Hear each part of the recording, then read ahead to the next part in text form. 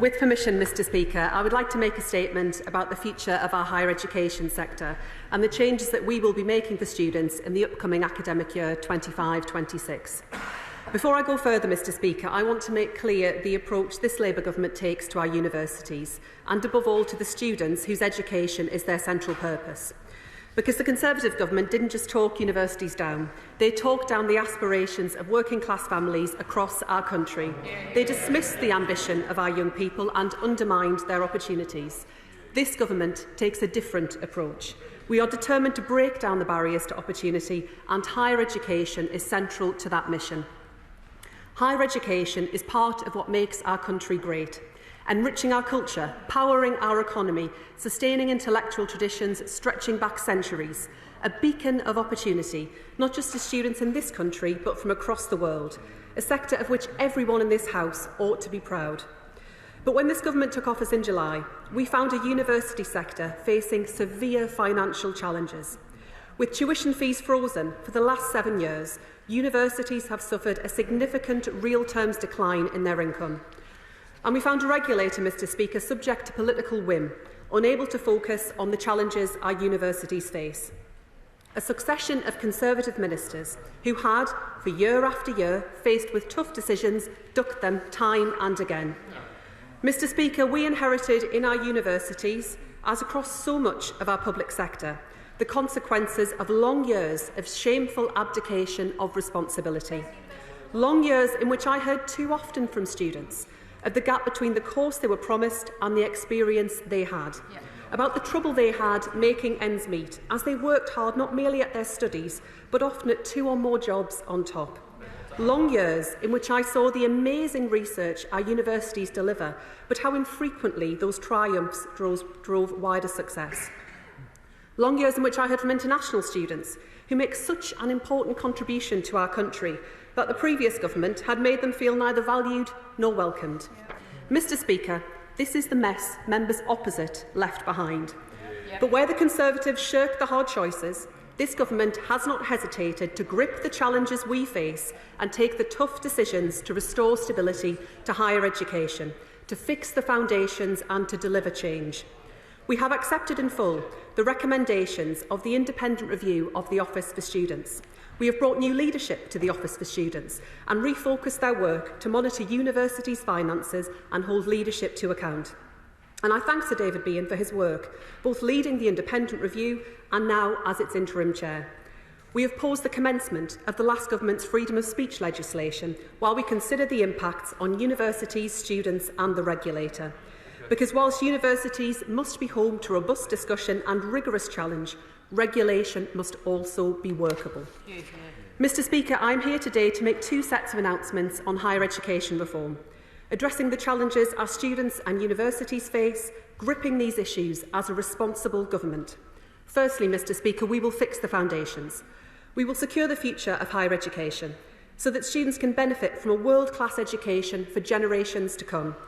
That is why I am announcing today that, in line with the forecast set out in the budget last week, from April 2025, we will be increasing the maximum cap for tuition fees in line with inflation to £9,535, an increase of £285 per academic year. Now, I understand some students may worry about the impact this increase will have on their loan debt. So I want to reassure students already at university, when you start repaying your loan, you will not see higher monthly repayments as a result of these changes to fee and maintenance loans. That's because student loans are not like consumer loans. Monthly repayments depend on earnings, not simply the amount borrowed or interest rates. And at the end of any loan term, any outstanding loan balance, including interest built up, will be written off. Increasing the fee cap has not been an easy decision, but I want to be crystal clear that this will not cost graduates more each month as they start to repay their loans. Universities are responsible for managing their own finances and must act to remain sustainable. But members across the House will agree that it is no use keeping tuition fees down for future students if the universities are not there for them to attend, nor if students can't afford to support themselves while they study. So I can also confirm today that we will boost support for students with living costs by increasing maximum maintenance loans in line with inflation, giving them an additional £414 a year in 25-26. And I'm confirming that from the start of the 25-26 academic year, a lower fee limit of £5,760 will be introduced for foundation years in classroom-based subjects such as business, social science and humanities. This government recognises the importance of foundation years for promoting access to higher education, but they can be delivered more efficiently in classroom-based subjects at lower cost to students. Madam Deputy Speaker, the change this government is bringing must go further. So the second set of announcements I make today signal the start of deeper change for our students, for our universities and for our country. Today I want to set out the scale of our ambition to build a higher education system fit not just for the challenges of today, but of tomorrow too. In the months ahead, we will publish our proposals, because in universities, as across our public services, investment can only come with the promise of major reform. The contribution of higher education to our economy, to our communities, to our country must grow and strengthen. That begins with universities doing more to spread opportunity to disadvantaged students, both in expanding access and in improving outcomes. And our most recent data shows why. The gap between disadvantaged students and their peers in progression to university by age 19 is the highest on record. I will not tolerate this shameful divide any longer. Universities can do more and they must do more. And they must rise to the huge challenge of technological change, supporting adults with the flexibility that they need to retrain. Which is why in the budget we confirmed we are pressing ahead with the lifelong learning entitlement. Next, while the UK is home to many world-class universities, it's time that all students in higher education in this country feel the benefit. It's time to raise the bar further on teaching standards, to improve our world-leading reputation and drive out poor practice. It's time to make sure that all students get good value for money, which, if we're honest, hasn't always been the case in the past. But it goes further than that. Universities must do more to raise their impact beyond their gates.